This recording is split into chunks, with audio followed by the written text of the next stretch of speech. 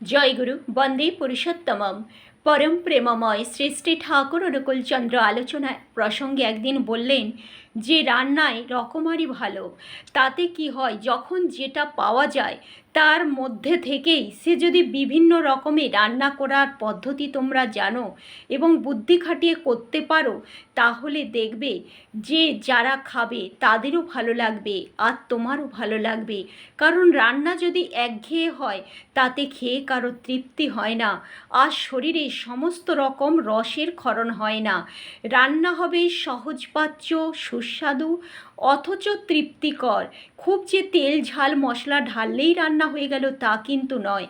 আর রান্নার মধ্যে যদি রকমারি থাকে তখন শরীরে বিভিন্ন রসের ক্ষরণ হয় এবং সেটা আমাদের শরীরে সেই সপ্ত ধাতুকে পোষণ দেয় আর সেই সুপ্ত যে শক্তি তার বিকাশ ঘটে।